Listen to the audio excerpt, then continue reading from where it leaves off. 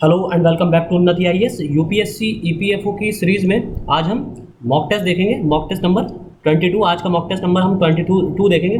पिछले 2 दिन से हम थोड़ा बिजी होने की वजह से लेक्चर नहीं आ पा रहे थे, लेकिन आज से हमारे फिर से रेगुलर लेक्चर आएंगे। आज एक लेक्चर आएगा और कल से हमारे फिर से डेली 2 लेक्चर आपको प्रोवाइड होंगे करंट अफेयर्स की दृष्टि से। और अगले 5 से 6 दिन में हम पूरा करंट अफेयर कंप्लीट कर लेंगे। 25 अगस्त तक सारा करंट अफेयर हम कंप्लीट कर लेंगे पिछले 1 साल का, जिसमें हमारा जैसे कि हम सेक्शन वाइज देख रहे हैं। हमने आपको बताया बहुत से बच्चे कमेंट में कंफ्यूज हैं, कमेंट करते हैं, पूछते हैं कि आपने करंट अफेयर की सीरीज रोक दी है। ऐसा नहीं है, हमने कैटेगराइज करके करंट अफेयर्स को कंप्लीट कराना शुरू कर दिया है। पहले हम क्या कर रहे थे, स्टार्टिंग जब हमने करंट अफेयर के लेक्चर प्रोवाइड करने के लिए की थी तो उसमें हमने आपको करंट अफेयर्स जून 2021 से स्टार्ट कराना शुरू किए थे। उसके बाद हमने अप्रैल तक के कवर कराया रिवर्स फॉर्म में, यानी कि पहले जून, फिर उसके बाद मई, फिर उसके बाद अप्रैल।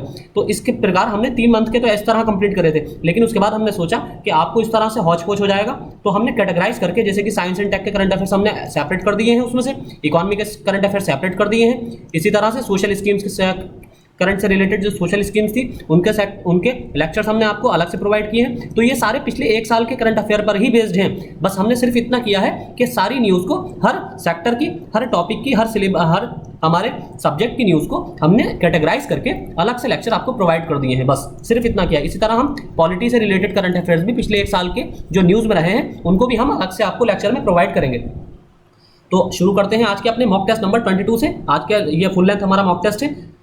इसमें पहला क्वेश्चन है हमारा, राष्ट्रीय सार्वजनिक सहयोग और बाल विकास संस्थान के संदर्भ में सही कथन चुनिए। Choose the correct statement with reference to the national institute of public cooperation and child development. Statement 1, इसकी स्थापना 1987 में की गई थी। It was established in 1987। Statement 2, इसका मुख्यालय नई दिल्ली में स्थित है। Its headquarter is located in new Delhi. Statement 3, इसके 4 क्षेत्रीय कार्यालय मुंबई, कोलकाता, चेन्नई तथा गोवा में स्थित हैं। Its 4 regional offices are located in Mumbai, Kolkata, Chennai and Goa. Option A केवल 1, ऑप्शन बी 1 और 3, ऑप्शन सी केवल 2 और ऑप्शन डी उपरोक्त सभी। तो इसका सही आंसर है ऑप्शन सी केवल 2। राष्ट्रीय सार्वजनिक सहयोग और बाल विकास संस्थान, जिसे NIPCCD के रूप में जाना जाता है, जो महिला और बाल विकास के समग्र क्षेत्र में स्वैच्छिक कार्रवाई, अनुसंधान, प्रशिक्षण और प्रलेखन को बढ़ावा देने के लिए समर्पित है। 1860 के सोसाइटी पंजीकरण अधिनियम के तहत 1966 में नई दिल्ली में स्थापित किया गया था और गुवाहाटी, बेंगलोर, लखनऊ और इंदौर में इसके 4 क्षेत्रीय केंद्र स्थापित हैं। तो हम आपको सिर्फ हिंदी वर्जन ही बताएंगे, बाकी जिसको इंग्लिश में देखना हो वो वीडियो को पॉज करके इंग्लिश का वर्जन पढ़ सकते हैं।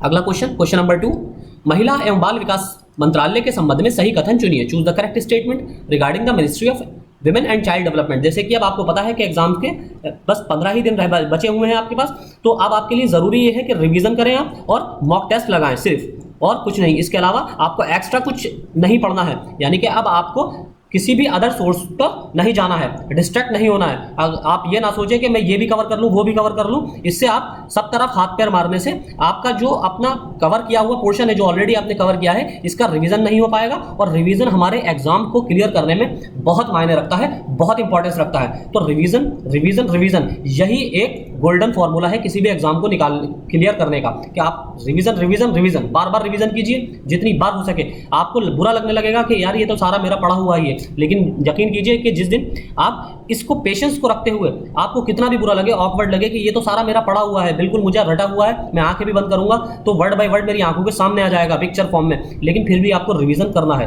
अगर आप ये गलती कर देंगे कि ऐसी कंडीशन में आने के बाद आप रिवीजन छोड़ दें, तो आपका फिर एग्जाम में सिलेक्शन नहीं हो सकता। तो आपको रिवीजन पर फोकस करना है। अगला क्वेश्चन जो है हमारा, महिला और बाल विकास मंत्रालय के संबंध में सही कथन चुनिए। स्टेटमेंट 1, इसकी स्थापना एक विभाग के रूप में 1985 में की गई थी। स्टेटमेंट 2, इसे 2016 में मंत्रालय के रूप में स्थापित किया गया था। ऑप्शन ए केवल 1, ऑप्शन बी केवल 2, ऑप्शन सी दोनों और ऑप्शन डी कोई नहीं। तो इसका सही आंसर है ऑप्शन ए केवल 1। महिला और बाल विकास विभाग की स्थापना वर्ष 1985 में मानव संसाधन विकास मंत्रालय के एक भाग के रूप में की गई थी, ताकि महिलाओं और बच्चों के समग्र विकास के लिए आवश्यक आवेग दिया जा सके। और 30/1/2006 से प्रभावी होने के साथ विभाग को मंत्रालय के रूप में परिवर्तित कर दिया गया था।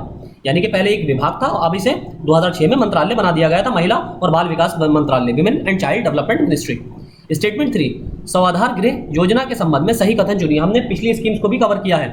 जो इंपॉर्टेंट है एग्जाम पर्सपेक्टिव से, जो सोशल सेक्टर, सोशल वेलफेयर के से रिलेटेड है हमारी, वो स्कीम्स हमने पहले की भी कवर की हैं। तो स्टेटमेंट 1 है इसमें, ये योजना महिला एवं बाल विकास मंत्रालय द्वारा लागू की जा रही है। This scheme is being implemented by the ministry of women and child development. Statement 2, इस योजना में प्रत्येक 40 लाख से अधिक आबादी वाले जिले में कम से कम एक स्वाधार गृह जो की स्थापना की जाएगी। अंडर दिस स्कीम एटलीस्ट 1 सुधार गृह will be established in every district with more than 40 lakh population। Statement 3, प्रत्येक सौदार गृह की अधिकतम क्षमता 30 महिलाओं की होगी। मैक्सिमम कैपेसिटी ऑफ ईच सौदार गृह will be 30 women. Option A केवल 1, ऑप्शन बी 2 और 3, ऑप्शन सी 1 और 2 और ऑप्शन डी उपरोक्त सभी। तो इसका सही आंसर है ऑप्शन ए केवल 1। महिला और बाल विकास मंत्रालय सौदार गृह योजना को लागू कर रहा है और इस योजना के तहत हर जिले में सौदार गृह की स्थापना निम्नलिखित उद्देश्यों के साथ न्यूनतम 30 महिलाओं की क्षमता के साथ की जाएगी। यानी कि 40 लाख से अधिक आबादी वाले बड़े शहरों और अन्य जिलों के लिए या उन जिलों में जहां महिलाओं को अतिरिक्त सहायता की आवश्यकता है, एक से अधिक सौदार गृह की स्थापना की जा सकती है। आवश्यकता मूल्यांकन और अन्य महत्वपूर्ण मानदंडों के आधार पर सौदार गृह की क्षमता का विस्तार 50 या 100 तक किया जा सकता है। अगला क्वेश्चन है क्वेश्चन नंबर 4, प्रधानमंत्री महिला शक्ति केंद्र के संबंध में सही कथन चुनिए। Choose the correct statement regarding the prime ministers महिला शक्ति केंद्र। स्टेटमेंट 1, इस योजना को 2019-20 में लागू किया गया था। This scheme was implemented in 2019-20।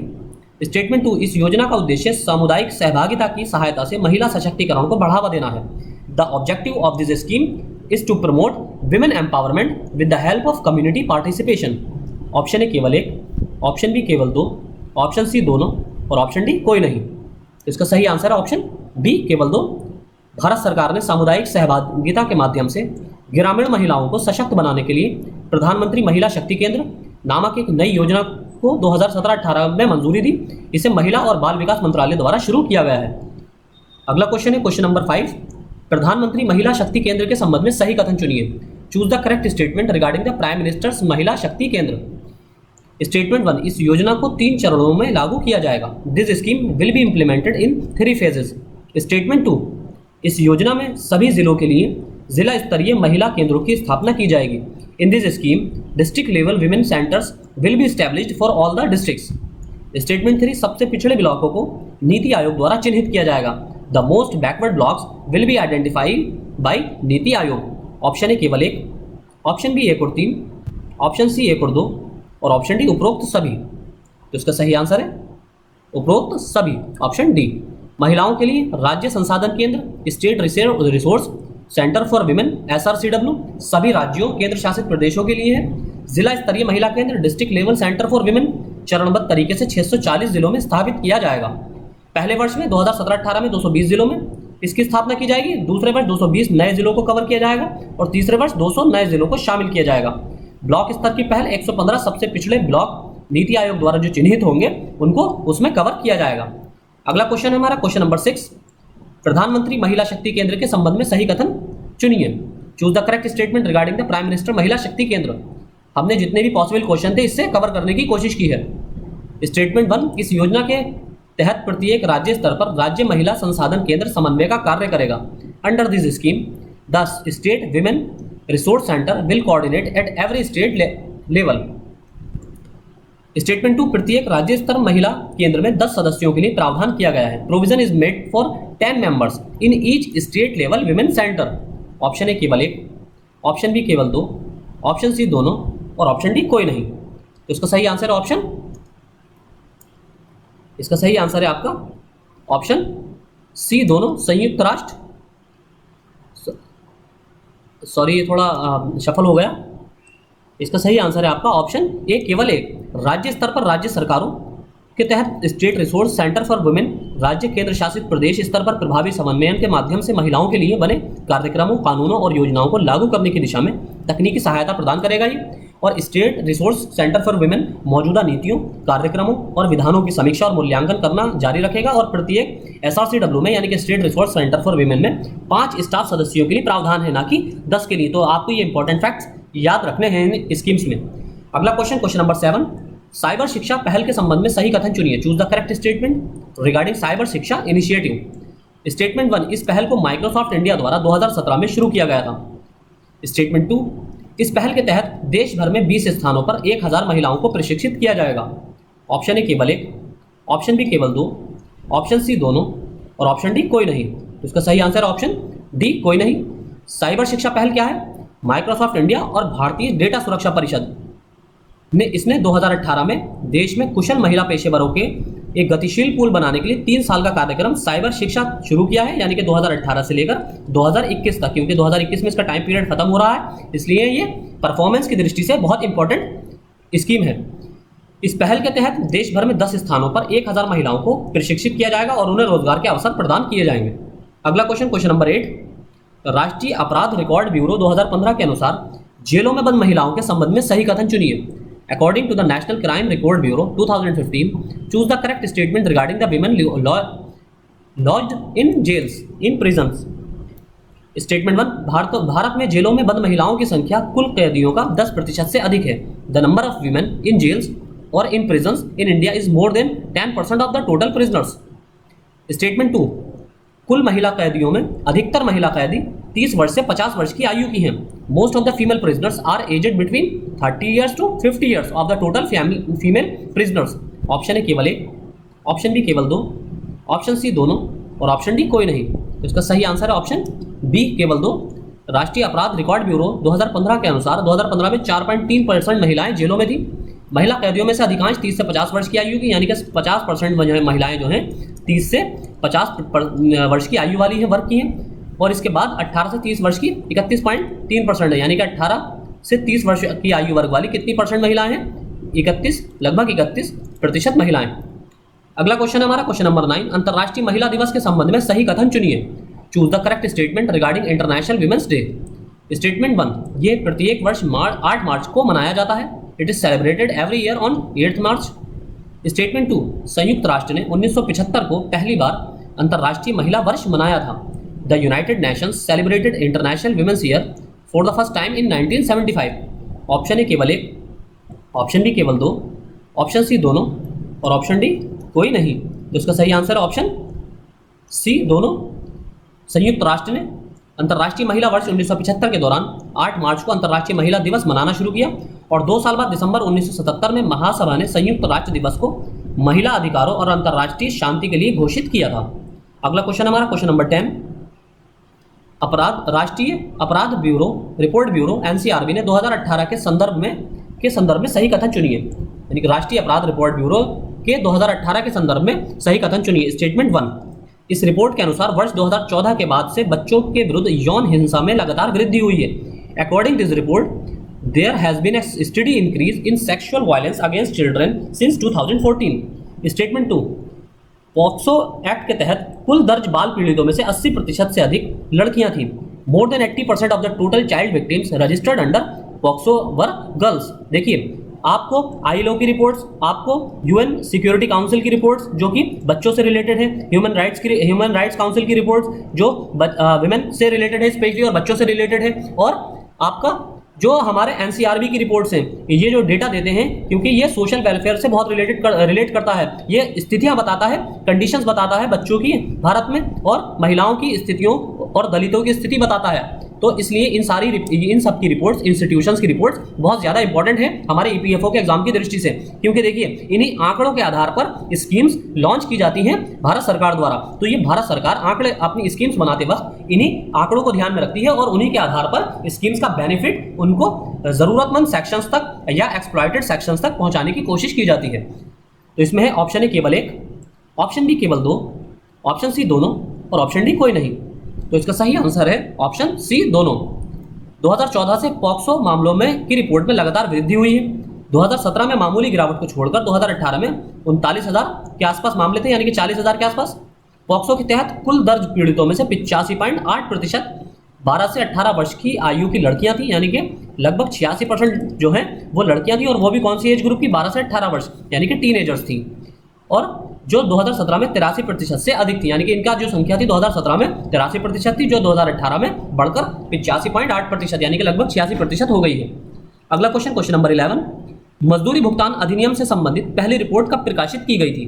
When was the first report related to the payment of wages act published? Option A 1919-20, option B 1920-21, option C 1928 से 1929 और ऑप्शन डी 1929 1930 यानी कि 1929 टू 1930। इसका सही आंसर है ऑप्शन डी 1929 से 1930। इस विषय में बंबई लेबर रॉयल कमीशन ने 1929-30 द्वारा रिपोर्ट भी उद्योगपतियों के अत्याचार तथा अनियमितताओं को प्रकाश में लाई और सरकार उसके निराकरण के लिए कटिबद्ध हो गई। तो ये रिपोर्ट बहुत इंपॉर्टेंट है। अगला क्वेश्चन हमारा क्वेश्चन नंबर 12, क्वेश्चन नंबर 12, मजदूरी भुगतान अधिनियम 1936 निम्न में से किन स्थानों पर लागू होता है? In which of the following places does the payment wages act 1936 apply? Option A statement 1 sorry, किसी भी कारखाने या उद्योग में नियोजित व्यक्ति, person employed in any factory और इंडस्ट्री। स्टेटमेंट 2, रेलवे प्रशासन द्वारा नियोजित व्यक्ति, person employed by railway administration. Statement 3, प्रत्यक्ष या परोक्ष रूप से ठेकेदार द्वारा नियोजित व्यक्ति, पर्सन डायरेक्टली और indirectly employed by the contractor. Option A 1 और 2, ऑप्शन बी 2 और 3, ऑप्शन सी केवल 1 और ऑप्शन डी उपरोक्त सभी, ऑल ऑफ द अबव। तो इसका सही आंसर है उपरोक्त सभी। तो ये आपके देखिए पेमेंट ऑफ वेजेस एक्ट के अगर संदर्भ में देखा जाए तो ये स्टेटमेंट गलत हो जाएगा, क्योंकि पहले प्रत्यक्ष रूप से ही नियोजित कराने वाला व्यक्ति इसके नियोजक के रूप में जिम्मेदार था, लेकिन अब प्रत्यक्ष और जो न्यू लेबर कोड पॉलिसी आई है उसके अनुसार प्रत्यक्ष और परोक्ष दोनों रूप से कोई अगर एक या एक से अधिक व्यक्तियों को किसी किसी फैक्ट्री या किसी इंडस्ट्री के अंदर नियोजित कराता है तो वो भी नियोक्ता के रूप में और मजदूरी भुगतान अधिनियम के अंतर्गत उसको सम्मिलित किया जाएगा। अधिनियम का विस्तार और उद्देश्य ये संपूर्ण भारत में विस्तारित है। सभी प्रतिष्ठानों के लिए निम्न व्यक्तियों पर मजदूरी भुगतान अधिनियम लागू होता है। कौन कौन से? किसी भी कारखाने या उद्योग में नियोजित व्यक्ति, रेलवे प्रशासन द्वारा नियोजित व्यक्ति और प्रत्यक्ष या परोक्ष रूप से ठेकेदार द्वारा नियोजित व्यक्ति। अगला क्वेश्चन, क्वेश्चन नंबर 13, मजदूरी भुगतान अधिनियम 1936 के संबंध में सही कथन चुनिए। Choose the correct statement regarding the payment of wages act 1936। Statement 1, इस अधिनियम को विस्तार करने का अधिकार केवल केंद्र सरकार को प्राप्त है। Only the central government has the right to extend this act. Statement 2, किसी भी उद्योग पर इस अधिनियम को लागू करने से 6 माह पूर्व केंद्र सरकार को सरकारी गजट के माध्यम से उद्योग को सूचित करना अनिवार्य है। Before implementing this act on any industry it is mandatory for the central government to notify the industry through the official gazette. Option A केवल 1, ऑप्शन बी केवल 2, ऑप्शन सी दोनों, ऑप्शन डी कोई नहीं। तो इसका सही आंसर है option D कोई नहीं। इसके अतिरिक्त इसके विस्तार करने का अधिकार राज्य सरकार को प्राप्त है। वो 3 महीने पूर्व लागू करने की सूचना का प्रकाशन राजकीय पत्र में करके किसी भी औद्योगिक प्रतिष्ठान या औद्योगिक स्थान के किसी वर्ग या समूह में जहां नियोजित व्यक्तियों के किसी वर्ग पर इस अधिनियम के उपबंधों का या उपबंधों में से किसी एक उपबंध को लागू कर सकती है। केंद्रीय सरकार के अंतर्गत आने वाले प्रतिष्ठानों को लागू करने के लिए राज्य सरकार को केंद्र सरकार से परामर्श लेना आवश्यक है, यानी कि इसको राज्य सरकार भी लागू कर सकती है और साथ ही इसके लिए 3 महीने का प्री नोटिस देना पड़ता है। और जबकि स्टेटमेंट में क्या था, केवल केंद्र सरकार लागू कर सकती है और दूसरा स्टेटमेंट था कि इसे 6 महीने पूर्व यानी कि 6 महीने पहले प्री नोटिस देना पड़ता है। तो दोनों ही स्टेटमेंट गलत थे। अगला क्वेश्चन है क्वेश्चन नंबर 14, मजदूरी भुगतान अधिनियम 1936 के प्रावधानों के संबंध में सही कथन चुनिए। Choose the correct statement regarding the provisions of payment of wages act 1936। Statement 1, इस अधिनियम को 1976 में संशोधित करके 1000 रुपए की औसत मजदूरी पर लागू किया गया था। This act amended in 1976 to apply at an average wage of ₹1000। Statement 2, 1976 से लेकर अब तक ये अधिनियम 1000 रुपए औसत मजदूरी पर लागू किया जाता है। From 1976 till now, this act is enforced at an average wage of ₹1000। Option A केवल 1, ऑप्शन बी केवल 2, ऑप्शन सी दोनों, ऑप्शन डी कोई नहीं। तो इसका सही आंसर ऑप्शन ए केवल 1। यह अधिनियम पहले 400 रुपए तक की मासिक औसत मजदूरियों पर लागू था, फिर इसे 12 फरवरी 1976 से संशोधन करके औसत मजदूरी को 1000 रुपए प्रति माह कर दिया गया। इस अधिनियम को 1982 के संशोधन द्वारा मजदूरी सीमा को 1600 रुपए प्रति माह कर दिया गया और अब यह अधिनियम 1600 रुपए प्रति माह तक वाली सभी मजदूरियों पर लागू किया जाता है। अगला क्वेश्चन है क्वेश्चन नंबर 15, मजदूरी अधिनियम 1936 के अनुसार निम्नलिखित में से कौन सी मद मजदूरी के अंतर्गत शामिल नहीं है? According to the wages act 1936, which of the following items is not covered under wages? Option A आवास सुविधा, हाउसिंग फैसिलिटी, ऑप्शन बी चिकित्सा मेडिसिन, ऑप्शन 3 स्टेटमेंट 3 प्रकाश आपूर्ति लाइटिंग सप्लाई और स्टेटमेंट 4 यात्रा भत्ता ट्रेवल अलाउंस। ऑप्शन ए 1, 2 और 3, option B 2 और 4, ऑप्शन सी 1, 3 और 4, ऑप्शन डी उपरोक्त सभी। तो इसका सही आंसर है ऑप्शन डी उपरोक्त सभी। मजदूरियों में निम्नलिखित सम्मिलित नहीं है। कोई बोनस चाहे लाभ की योजना के अधीन या नियोजन की शर्तों के अधीन देय धनराशि का भाग नहीं है।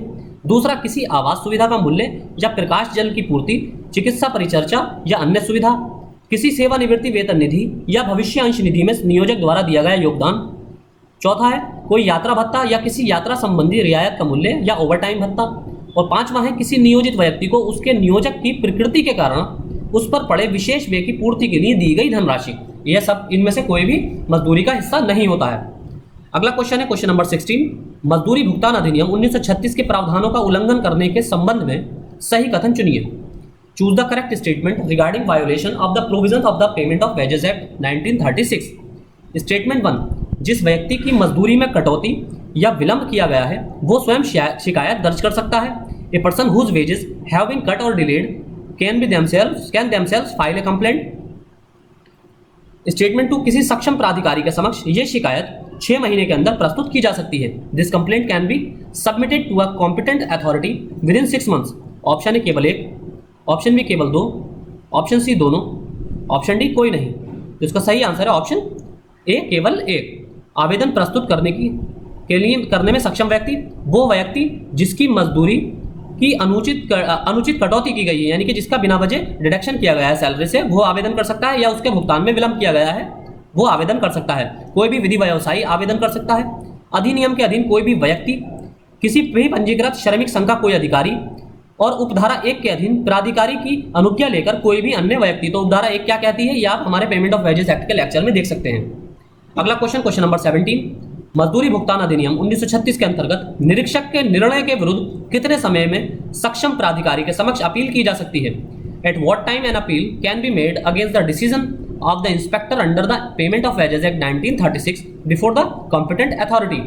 ऑप्शन ए 15 दिन, ऑप्शन बी 30 दिन, ऑप्शन सी 2 माह यानी कि 60 दिन, और ऑप्शन डी 3 माह यानी कि 90 दिन। तो इसका सही आंसर ऑप्शन बी 30 दिन। अपील करने की जो समय अवधि है वो अपील करने का समय 30 दिन का होता है। ये 30 दिनों की मियाद या अवधि जो है आज्ञा या निर्देश दिए जाने की तिथि से मानी जाएगी। अगला क्वेश्चन है क्वेश्चन नंबर 18। मजदूरी भुगतान अधिनियम 1936 के अंतर्गत दंड के प्रावधानों के संबंध में सही कथन चुनिए। Choose the correct statement in relation to the provisions of penalties under the payment of wages act 1936। इस अधिनियम के अनुसार न्यूनतम 500 रुपए के दंड का प्रावधान है। स्टेटमेंट 2, इस अधिनियम के अनुसार अधिकतम 5000 रुपए के दंड का प्रावधान है। According to this act there is a provision of minimum penalty of 500 rupees. According to this act there is a provision of maximum penalty of ₹5000। Option A केवल 1, ऑप्शन बी केवल 2, ऑप्शन सी दोनों, और option D कोई नहीं। तो इसका सही answer है ऑप्शन डी कोई नहीं। इसके लिए प्रावधान धारा 20, 21, 15, 4 और 17 आ में किए गए हैं।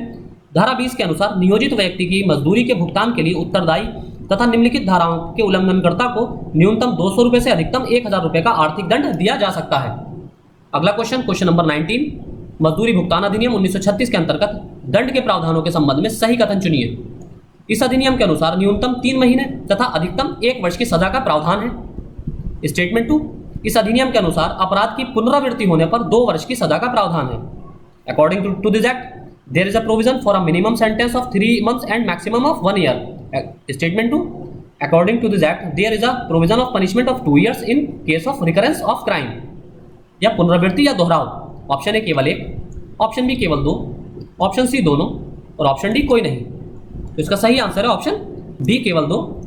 धारा 20 सब क्लॉज 5 के अनुसार यदि कोई व्यक्ति जो एक बार पहले इस अधिनियम के अधीन किसी दंडनीय अपराध के लिए दोषित हो चुका है और दोबारा उसी उपबंध के उल्लंघन का दोषी पाया जाता है, उसी उपबंध का यानी कि उसी प्रोविजन का उसने दोबारा उल्लंघन किया है, तो वो दोष सिद्धि के लिए अधिकतम 3 महीने और न्यूनतम 1 महीने की सजा या 1000 रुपए का अर्थदंड, लेकिन 200 रुपए से कम ना हो, से दंडित किया जा सकेगा।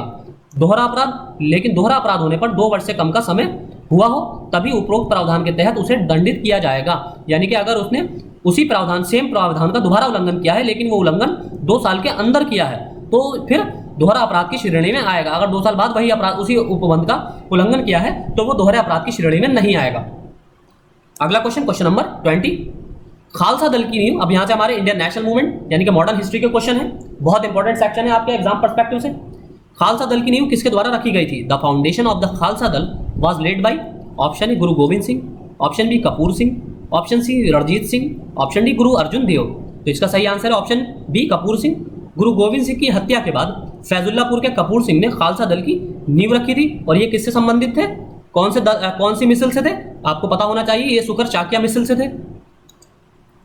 क्वेश्चन नंबर 21, निम्न में से सही कथन चुनिए। Choose the correct statement from the following. Statement 1, प्रथम आंग्ल सिख युद्ध की समाप्ति लाहौर की संधि के साथ हुई थी। The first Anglo Sikh war ended with the treaty of Lahore. Statement 2, Lahore की संधि 1846 को हुई थी। The treaty of Lahore was signed in on 1846। Option A केवल एक, ऑप्शन बी केवल दो, ऑप्शन सी दोनों और ऑप्शन डी कोई नहीं। तो इसका सही आंसर है ऑप्शन सी दोनों ही हमारे स्टेटमेंट बिल्कुल ठीक है। अगला क्वेश्चन, क्वेश्चन नंबर 22, कौन सा सही सुमेलित है? Which of the following is correctly matched? पहला है घेरा या रिंग ऑफ फेंस की नीति, घेरे की नीति, ये वॉरेन हेस्टिंग्स द्वारा शुरू की गई थी। दूसरा सहायक संधि, क्या ये लॉर्ड वेलेस्ली द्वारा शुरू की गई थी? और तीसरा है विले की नीति यानी कि डॉक्ट्रिन ऑफ लैप्स, क्या इसे लॉर्ड डलहौजी द्वारा शुरू किया गया था या अपनाया गया था? ऑप्शन ए केवल एक, ऑप्शन बी 2 और 3, ऑप्शन सी 1 और 2 और ऑप्शन डी उपरोक्त सभी। आपको सब पता होना चाहिए कि रिंग ऑफ फेंस की नीति या आप किसके द्वारा शुरू की गई, सहायक नीति, सब्सिडरी अलायंस किसके द्वारा शुरू किया गया, और विले की नीति डॉक्ट्रिन ऑफ लैप्स किसके द्वारा शुरू किया गया।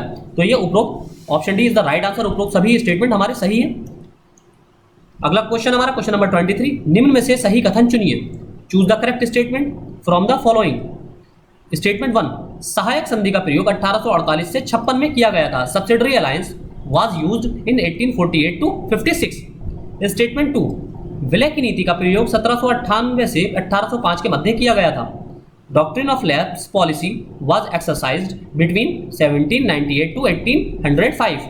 ऑप्शन ए केवल एक, ऑप्शन बी केवल दो, ऑप्शन सी दोनों, ऑप्शन डी कोई नहीं। तो इसका सही आंसर है ऑप्शन डी कोई नहीं। सहायक संधि का प्रयोग 1798 से 1805 में किया गया और विले की नीति का प्रयोग 1848 से 1856 के प्रयोग के मध्य किया गया। डॉक्ट्रिन ऑफ लैप्स और सब्सिडरी अलायंस 1798 से 1805। इसको क्रोनोलॉजिकल ऑर्डर में भी लगाने के लिए आ सकता है क्वेश्चन कि आपको रिंग ऑफ फेंस की नीति, रिंग ऑफ फेंस पॉलिसी, आपका सहायक संधि यानी कि सब्सिडरी अलायंस और आपकी डॉक्ट्रिन ऑफ लैप्स इन सबको क्रोनोलॉजिकल ऑर्डर में भी लगाने को आ सकता है। अगला क्वेश्चन हमारा क्वेश्चन नंबर 24, चेर विद्रोह किस प्रकार का विद्रोह था? What type of rebellion was the Chero rebellion या चेर रिवोल्ट? ऑप्शन ए कृषक विद्रोह, पीजेंट रिवोल्ट, ऑप्शन बी जागीरदार विद्रोह, फ्यूडलिस्ट रिवोल्ट, ऑप्शन सी लगान विद्रोह यानी कि रेंट ऑफ टेनेंसी, और ऑप्शन डी कोई नहीं, निम्न उपरोक्त में से कोई नहीं, नॉन ऑफ द अबव। तो इसका सही आंसर है ऑप्शन बी जागीरदार विद्रोह यानी कि आपका फ्यूडल रिवोल्ट था। स्थानीय राजा और कंपनी द्वारा जब जागीरदार यानी कि चेयर कौन थे? जागीरदार, इनसे जमीन छीनी जाने लगी तो वहां के जागीरदारों ने विद्रोह किया था, यही चेयर विद्रोह था। अगला क्वेश्चन नंबर 25, निम्न में से सही कथन चुनिए। Choose the correct statement from the following. Statement 1, फकीर विद्रोह की शुरुआत 18वीं शताब्दी में हुई थी। द फकीर रिवोल्ट और rebellion began in the 18th century. Statement 2, Fakir विद्रोह का नेतृत्व मजनून शाह ने किया था। फकीर रिवोल्ट और rebellion was lead by Majnun Shah. Option A केवल एक, ऑप्शन बी केवल दो, ऑप्शन सी दोनों और ऑप्शन डी कोई नहीं। तो इसका सही answer option B, option C दोनों ही ऑप्शन हमारे स्टेटमेंट सही है। अगला क्वेश्चन नंबर 26, कूका विद्रोह के संबंध में कौन सा कथन सही नहीं है? Which statement is not correct regarding Kuka revolt? Statement 1 option A, इसका नेतृत्व जवाहरलाल भगत ने किया था, जवाहरमल भगत ने। It was headed by Jawaharmal Bhagat. Option B, ये विद्रोह पंजाब में शुरू हुआ था। This rebellion started in Punjab. Statement 3 या ऑप्शन 3, इस आंदोलन में लाहौर को मुख्यालय बनाया गया। Lahore was made its headquarter in this movement. और ऑप्शन डी, इस विद्रोह का उद्देश्य सिख धर्म को शुद्ध बनाना था। The purpose of this revolt was to purify Sikhism. तो इसका सही answer option C is the right answer. इस आंदोलन में लाहौर को मुख्यालय नहीं बनाया गया था बल्कि जवाहरलाल भगत ने हाजरो नामक स्थान को अपना मुख्यालय बनाया था। अगला क्वेश्चन नंबर 27, निम्न में से सही कथन चुनिए। Choose the correct statement from the following. Statement 1, Paika विद्रोह झारखंड में हुआ। Paika rebellion took place in Jharkhand. Statement 2, Paika विद्रोह का नेतृत्व अचल सिंह द्वारा किया गया था। The Paika rebellion was lead by Achal Singh. Option A केवल एक, ऑप्शन बी केवल दो, ऑप्शन सी दोनों, ऑप्शन डी कोई नहीं। तो इसका सही आंसर है ऑप्शन डी कोई नहीं। पाइका विद्रोह उड़ीसा में हुआ था। इस विद्रोह का कारण अंग्रेजों द्वारा भूमि कर में बेतहाशा वृद्धि, यानी कि तीनों इसमें फैक्ट हैं। कहाँ हुआ था? उड़ीसा में। किस वजह से हुआ था? क्या कारण था? भूमि कर में यानी कि लैंड टैक्स में लैंड टैक्स में बहुत ज़्यादा वृद्धि कर दी गई थी और पाइका विद्रोह का नेतृत्व जगबंधु ने किया था।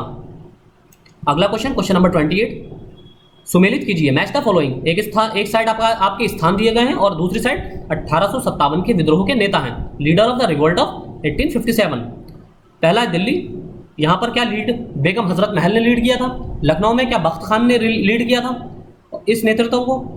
तीसरा है कानपुर में क्या इस क्रांति को कुंवर सिंह द्वारा लीड किया गया था। और जगदीशपुर में क्या नाना साहब द्वारा लीड किया गया था। तो आपको ये सुमेलित करना है, बहुत ईजी सा क्वेश्चन है। लखनऊ को बेगम हजरत महल से आप जो है मैच कर देंगे तो बी का आपका हमारा ऑप्शन पहला हो जाएगा। तो जहां बी में सिर्फ एक ही ऑप्शन में पहला है, यानी कि B is the right answer. 28 का है हमारा बी। दिल्ली बख्त खान, लखनऊ बेगम हजरत महल, कानपुर नाना साहब और जगदीशपुर कुंवर सिंह द्वारा इसका नेतृत्व किया गया था। अगला क्वेश्चन है क्वेश्चन नंबर 29, निम्न में से कौन सा 1857 की क्रांति की असफलता का कारण था। Which of the following was the reason for the failure of the 1857 revolution. पहला है निश्चित समय की प्रतीक्षा ना करना, don't wait for certain time. Statement 2, संपूर्ण देश में प्रसारित ना होना, not spread across the country. Statement 3, शस्त्र अस्त्रों का अभाव, लैक ऑफ आर्म्स। ऑप्शन है केवल एक, ऑप्शन बी 2 और 3, ऑप्शन सी 1 और 2 और ऑप्शन डी उपरोक्त सभी। तो इसका सही आंसर है उपरोक्त सभी। इसके अतिरिक्त अन्य कारण देशी राजाओं का देशद्रोही रुख, सांप्रदायिकता का खेल, ये सब भी 1857 की क्रांति के विफलता के कारण थे। अगला क्वेश्चन नंबर 30, दिल्ली में 1857 के विद्रोह का दमन किस अंग्रेज जनरल द्वारा किया गया था। Which British general was suppressed by the revolt of 1857 in Delhi।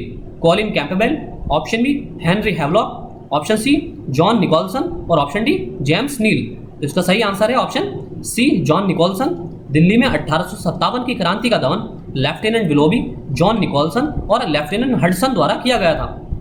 अगला क्वेश्चन है क्वेश्चन नंबर 31, निम्न में से सही कथन चुनिए, choose the correct statement from the following. Statement 1, भारतीय ब्रह्म समाज का गठन देवेंद्र नाथ टैगोर द्वारा किया गया था। Indian Brahma society was formed by Devendra Nath Tagore. Statement 2, भारतीय ब्रह्म समाज की स्थापना 1877 में की गई थी। Indian Brahma society was established in 1877।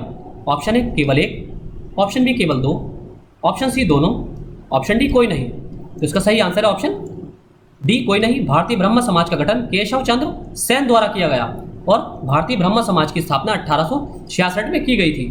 अगला क्वेश्चन है हमारा question number 32, servant of India society के संदर्भ में सही कथन चुनिए, choose the correct statement in the context of servant of India society. Option है स्टेटमेंट 1, इसकी स्थापना 1905 में की गई थी। It was founded in 1905। Statement 2, इस संस्था की स्थापना गोपाल कृष्ण गोखले द्वारा की गई थी। The institution was founded by Gopal Krishna Gokhale. Option है केवल एक, ऑप्शन बी केवल 2, ऑप्शन सी दोनों और ऑप्शन डी कोई नहीं। तो इसका सही आंसर है ऑप्शन सी दोनों। Both statements are correct.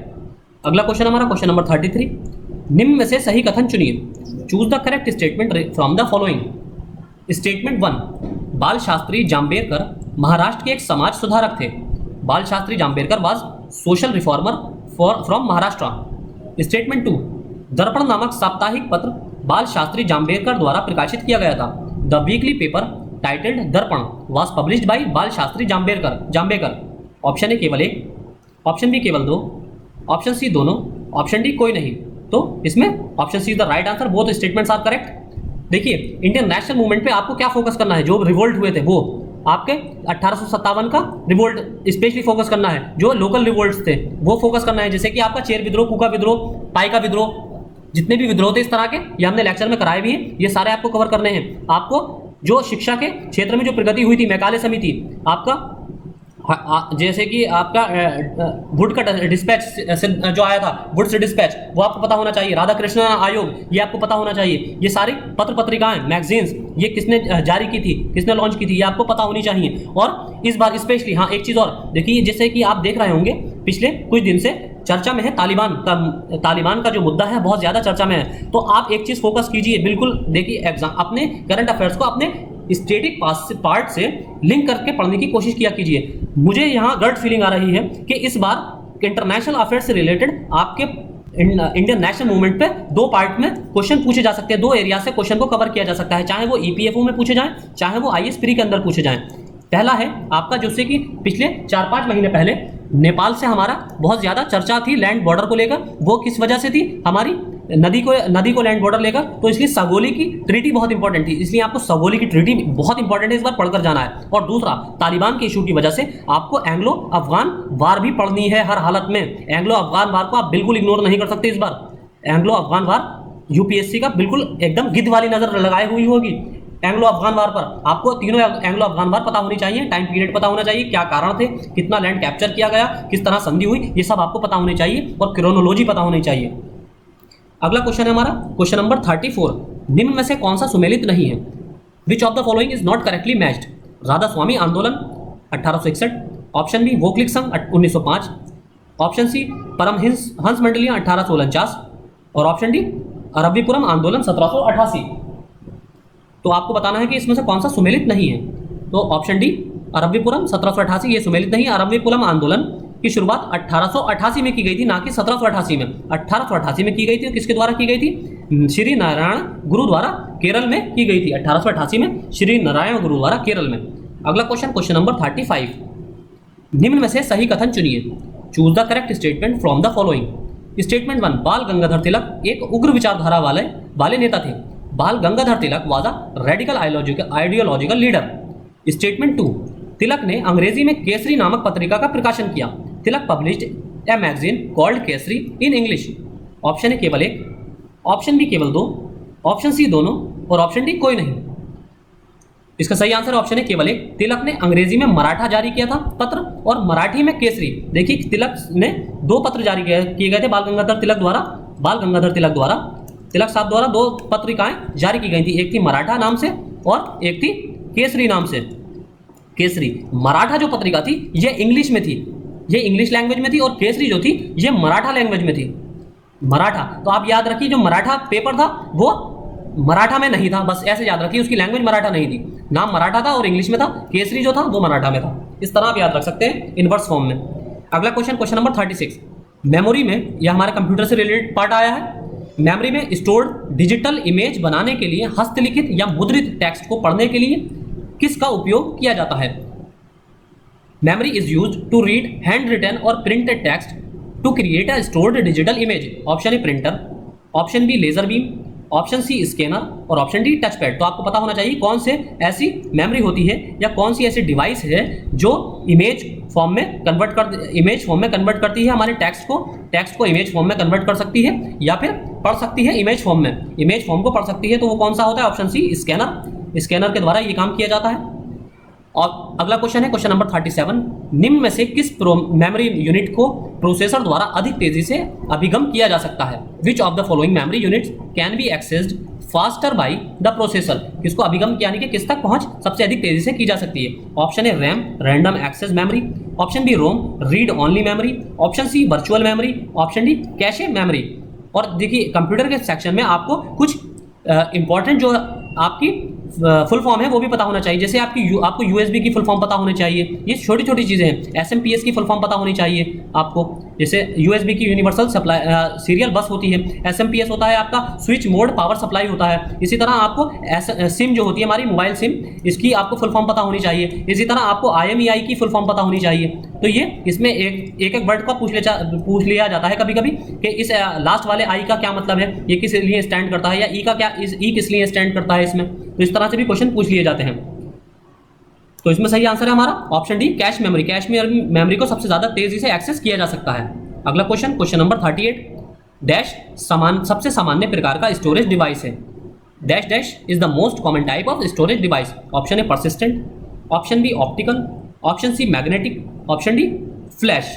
तो मैग्नेटिक मेमोरी जो है वो हमारी सबसे सामान्य प्रकार की मेमोरी डिवाइस है। अगला क्वेश्चन, क्वेश्चन नंबर 39। डैश वो प्रोग्राम है जो कंप्यूटर को प्रयोग करने में आसान बना देता है। Dash is the program that makes the computer easy to use. Option A application program, option B utility program, option C network program और ऑप्शन डी ऑपरेटिंग सिस्टम। आप में से बहुत से बच्चे ऑपरेटिंग सिस्टम में कंफ्यूज हो सकते हैं। देखिए ऑपरेटिंग सिस्टम का काम आसान बनाना नहीं है किसी भी कंप्यूटर को, बल्कि उसको ऑपरेट करना है, यानी कि उसको चलाना ऑपरेटिंग सिस्टम का काम है, ऑपरेट करना। एप्लीकेशन सॉफ्टवेयर्स अलग होते हैं और यूटिलिटी सॉफ्टवेयर का क्या मतलब है? इसका मतलब ही यूटिलिटी, उपयोग, यूज करना, यूटिलिटी करना, यूजर फ्रेंडली होना। तो यूटिलिटी प्रोग्राम का ही उपयोग किया जाता है कंप्यूटर को आसान बनाने में। Option B is the right answer. अगला क्वेश्चन है क्वेश्चन नंबर 40। किसी प्रोग्राम के मानव द्वारा पठनीय संस्करण को क्या कहते हैं? The human readable version of a program is called. Option A source code, option B program code, option C human code और ऑप्शन डी सिस्टम कोड। तो इसका सही आंसर है ऑप्शन बी प्रोग्राम कोड। अगला क्वेश्चन क्वेश्चन नंबर 41। यहां से हमारे polity के क्वेश्चन है, बहुत इंपॉर्टेंट क्वेश्चन। निम्न में से कौन सा कथन फजल अली आयोग की सिफारिशों के संबंध में सही नहीं है? Which of the following statement is not correct in relation to the recommendations of Fazl Ali commission?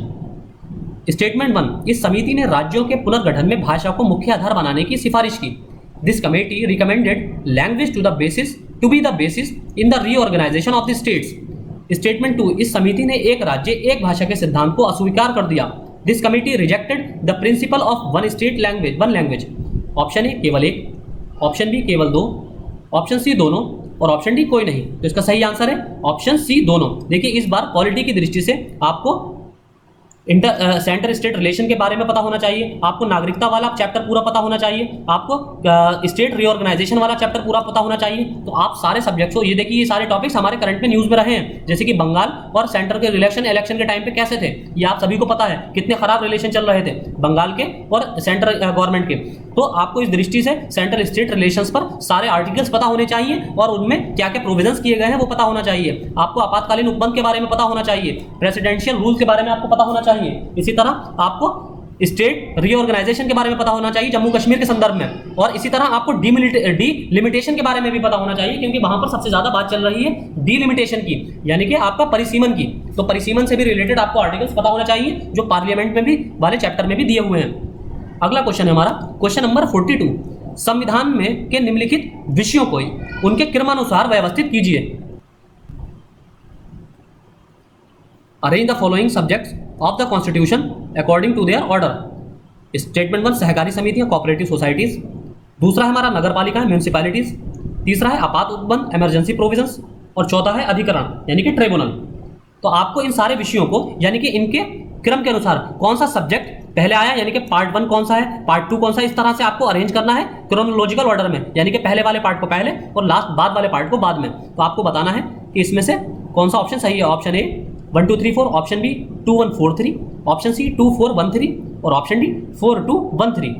तो इसका सही आंसर है ऑप्शन बी 2 1 4 3। सहकारी समितियां भाग 9 पार्ट 9 खा में, यानी कि पार्ट 9 बी में, नगर पालिका है पार्ट 9 ए में, फिर आपकी आपात उपबंध का है, आपात उपबंध जो है आपके भाग 18 में है यानी कि पार्ट 18 में, और अधिकरण जो है ट्राइब्यूनल्स जो है वो भाग 14 का में है यानी कि पार्ट 14 आपका और ए पार्ट 14 ए में। तो आपको 2 1 4 3 सबसे पहले 2 है, उसके बाद 1 है, फिर आपका 4 है और फिर 3 है। इस तरह से आपको अरेंज करना था इसमें। अगला question question number 43।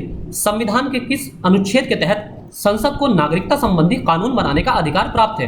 Under which article of the constitution parliament has the right to make laws related to citizenship. ये आप में से बहुत से लोगों को पता होगा कि नागरिकता से संबंधित कानून कहां पर दिए गए हैं, आर्टिकल 5 से लेकर आर्टिकल 11 तक। लेकिन आपसे स्पेसिफिक पूछा गया है कि नागरिकता संबंधी कानून कौन से आर्टिकल के अंतर्गत आता है। ऑप्शन ए अनुच्छेद 5 आर्टिकल 5, ऑप्शन बी अनुच्छेद 8 आर्टिकल 8, ऑप्शन सी अनुच्छेद 11 आर्टिकल 11 और ऑप्शन डी अनुच्छेद 9 आर्टिकल 9। तो इसका सही answer option A option C sorry आपका आर्टिकल 11 अनुच्छेद 11 संसद द्वारा कानून बनाकर नागरिकता अधिकारों का नियमन करने का प्रावधान करता है, यानी कि रेगुलेट करने का प्रावधान करता है। अगला क्वेश्चन है क्वेश्चन नंबर 44। निम्न में से कौन सा प्रत्यक्ष लोकतंत्र का उदाहरण है? Which of the following is an example of direct democracy? Option A जनमत संग्रह प्लेबिसाइट, ऑप्शन बी स्टेटमेंट 2 परिप्रेक्षा या रेफरेंडम, तीसरा है पहल इनिशिएटिव और चौथा है वापस बुलाना कॉल बैक।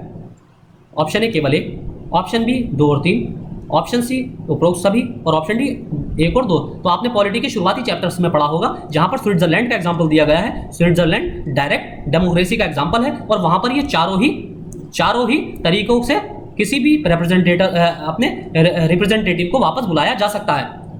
तो उपरोक्त सभी is the right answer. Option C हमारे यहाँ क्या है, इनडायरेक्ट डेमोक्रेसी है, डायरेक्ट डेमोक्रेसी का हमारे यहाँ उदाहरण नहीं है। अगला क्वेश्चन है क्वेश्चन नंबर 45। निम्न में से सही कथन चुनिए। Choose the correct statement from the following. Statement 1, अनुच्छेद 18 उपाधियों का अंत करता है। Article 18 ends the titles. Statement 2 अनुच्छेद 18 भारतीय नागरिकों को केवल विदेशी राज्यों से उपाधि प्राप्त करने की छूट देता है। Article 18 allows Indian citizens to obtain degrees only from foreign states. Option A केवल एक, ऑप्शन बी केवल दो, ऑप्शन सी दोनों और ऑप्शन डी कोई नहीं।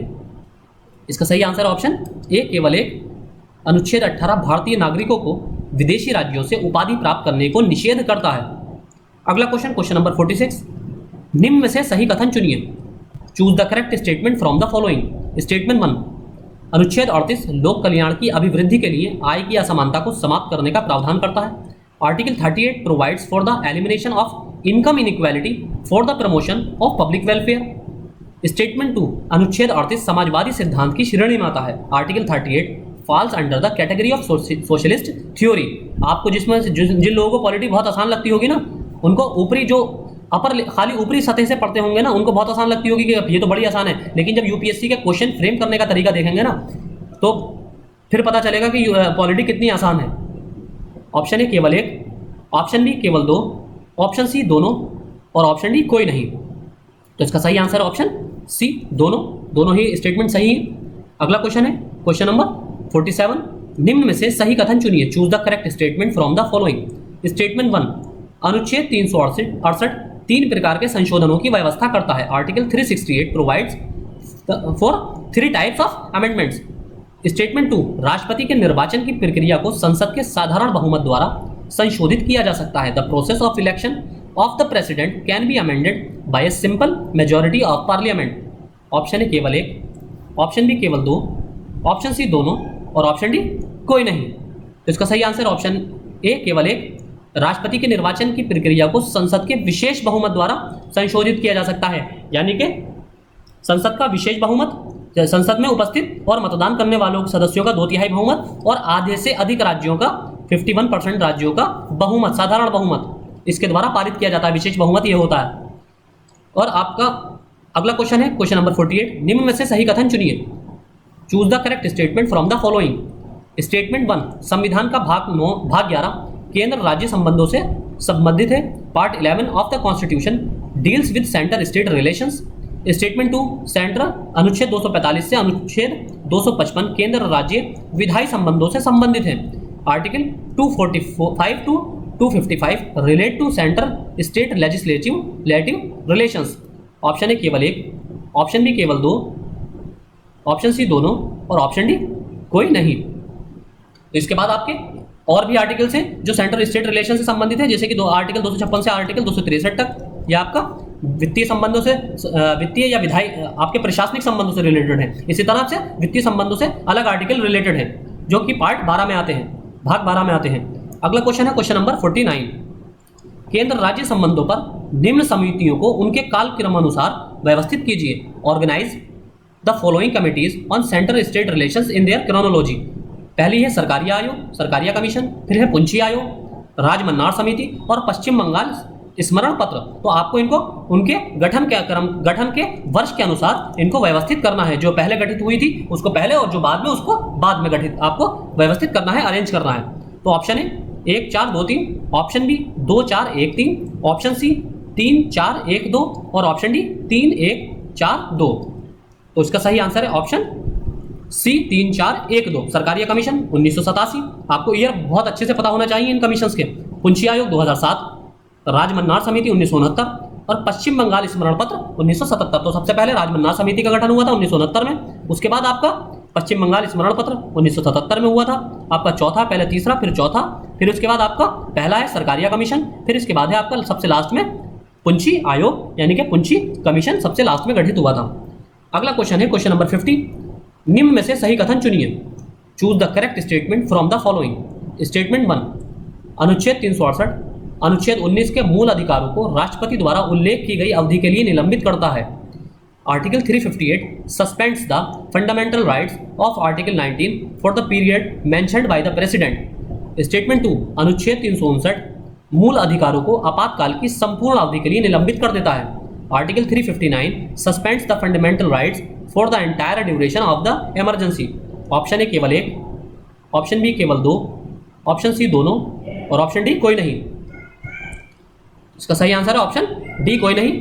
अनुच्छेद 358 अनुच्छेद 19 के मूल अधिकारों को संपूर्ण अवधि के लिए निलंबित करता है और अनुच्छेद 359 मूल अधिकारों को राष्ट्रपति द्वारा उल्लेख की गई अवधि के लिए निलंबित कर देता है।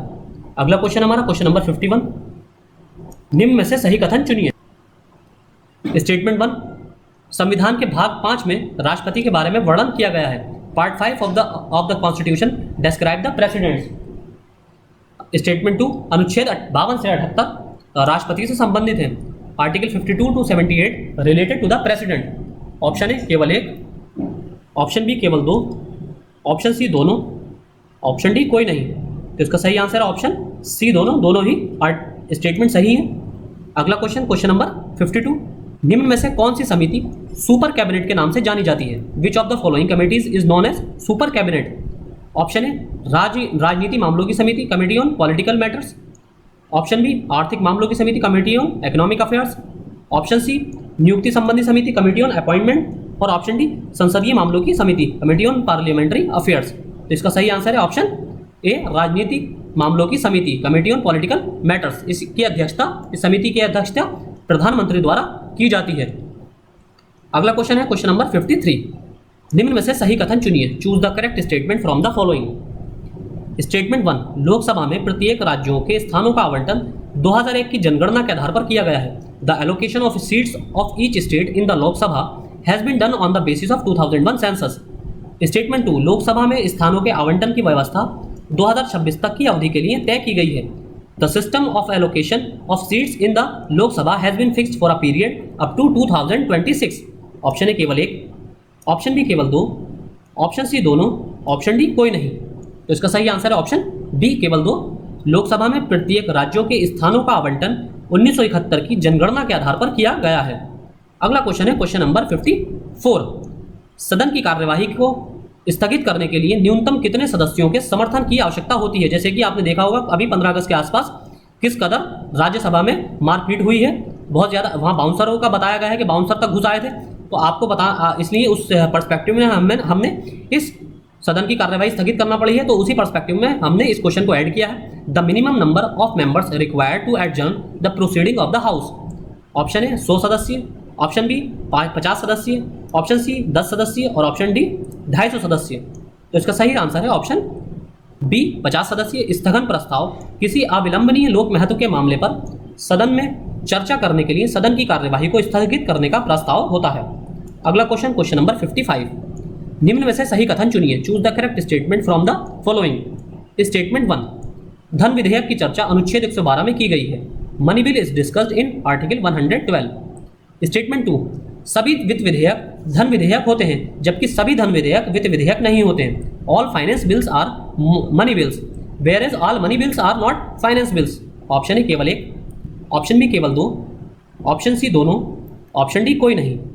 इसका सही आंसर ऑप्शन डी कोई नहीं। धन विधेयक की चर्चा अनुच्छेद 110 में की गई है और सभी धन विधेयक वित्त विधेयक होते हैं, लेकिन सभी वित्त विधेयक धन विधेयक नहीं होते हैं। जो विधेयक आर्टिकल 110 को की रिक्वायरमेंट्स को फुलफिल करते हैं वही वित्त विधेयक धन विधेयक की कैटेगरी में आते हैं। अगला क्वेश्चन है क्वेश्चन नंबर 56। अब हमारे साइंस का यहाँ से पोर्शन है। विटामिन एच के संबंध में सही कथन चुनिए। Choose the correct statement regarding vitamin H. Statement 1, ये सब्जी, फलों, गेहूं तथा चॉकलेट इत्यादि में पाया जाता है। It is found in vegetables, fruits, beets and chocolates etcetera. Statement 2, इसकी विटामिन की कमी से त्वचा रोग तथा बालों के झड़ने की बीमारी होती है। Lack of its vitamin cause skin disease and hair loss. Option A केवल 1, ऑप्शन बी केवल 2, ऑप्शन सी दोनों, ऑप्शन डी कोई नहीं। तो इसका सही आंसर है ऑप्शन सी दोनों ही स्टेटमेंट एकदम सही है।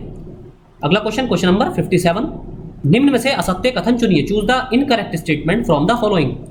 ऑप्शन ए, इरेप्सिन यह पॉलीपेप्टाइड को अमीनो अम्ल में बदलता है। Erepsin converts polypeptides into amino acids.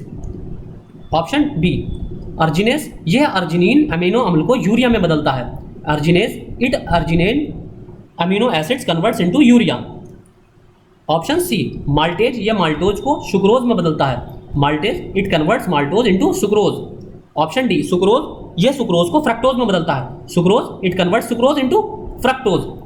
तो आपको बताना है गलत कथन कौन सा है। तो इसमें option C is the right answer. Maltase, ये माल्टोज को सुक्रोज में बदलता है, बल्कि माल्टेज जो है माल्टोज को ग्लूकोज में बदलता है, ना कि सुक्रोज में। सुक्रोज अलग होती है और ग्लूकोज इसके बॉन्ड अलग होते हैं।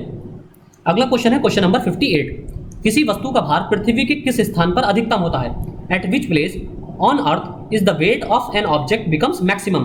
ऑप्शन है ध्रुव यानी कि पोल, ऑप्शन बी विषुवत रेखा यानी कि इक्वेटर, ऑप्शन सी मध्य अक्षांश मिडिल लेटीट्यूड्स, और ऑप्शन डी पर्वत श्रेणी यानी कि माउंटेन रेंजेस। तो इसका सही आंसर है ऑप्शन ए ध्रुव यानी कि पोल्स। आपने साइंस में भी पढ़ा होगा और ज्योग्राफी में भी पढ़ा होगा, हालांकि ये दोनों से ये टॉपिक दोनों को ही ओवरलैप करता है। ये क्वेश्चन आपने साइंस में पढ़ा होगा कि जो हमारा ओजोन लेयर है, सॉरी ओजोन लेयर नहीं, हमारा जो वायुमंडल है, वायुमंडल वो ध्रुवों पर 8 किलोमीटर तक और विषुवत रेखा पर 18 किलोमीटर तक पाया जाता है। तो 8 किलोमीटर तक यहाँ पर क्यों पाया जाता है? क्योंकि यहाँ पर इसमें नीचे की गिरने की प्रवृत्ति होती है, यहाँ पर वजन ज्यादा हो जाता है, इसमें यहाँ पर भार ज्यादा हो जाता है, इसलिए ध्रुवों पर भार अधिकतम होता है।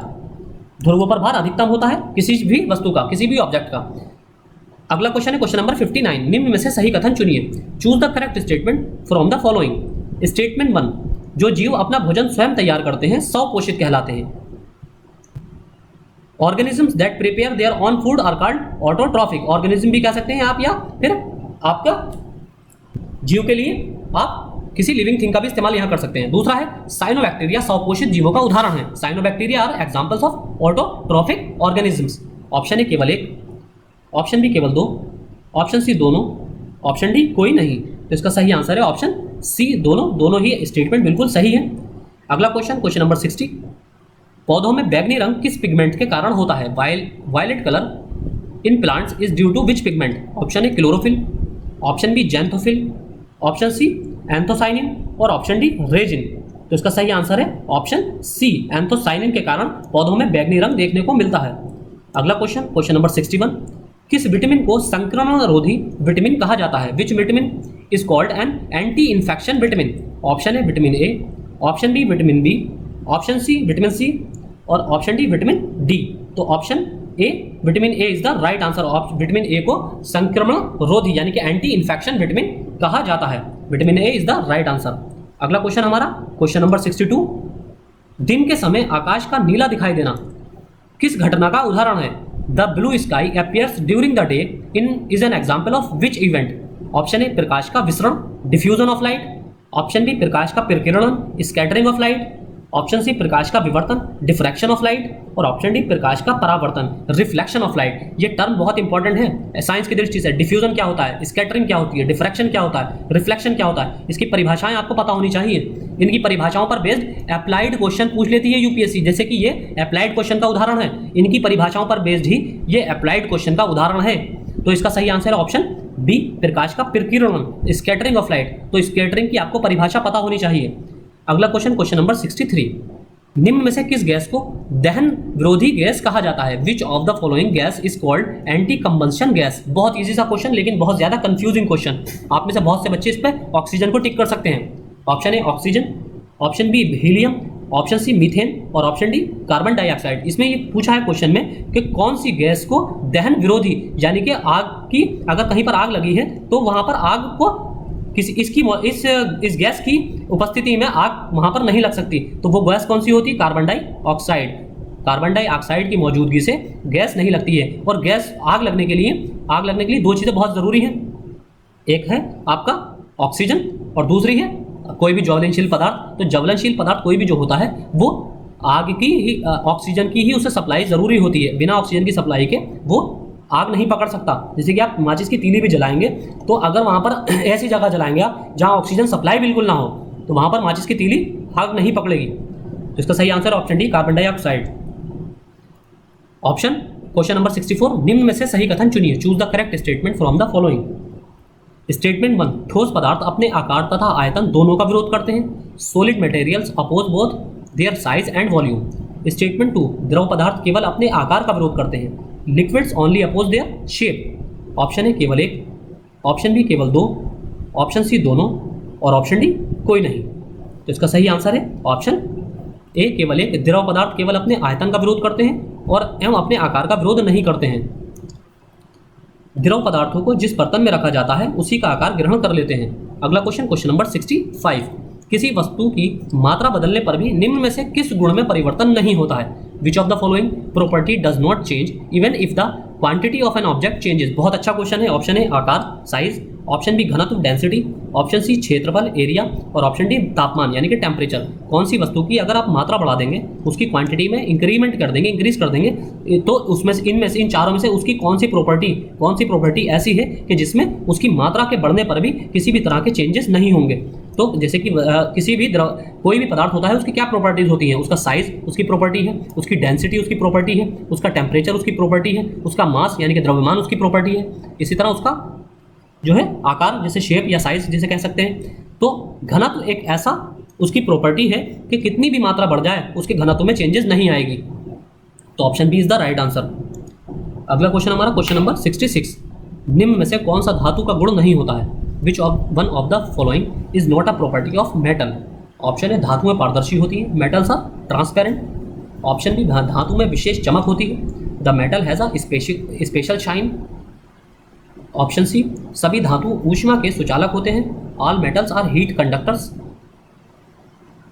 ऑप्शन डी सामान्यतः धातु के ऑक्साइड क्षारीय होते हैं, generally metal oxides are alkaline. तो आपको बताना है कौन सा धातु का इसमें से गुण नहीं है।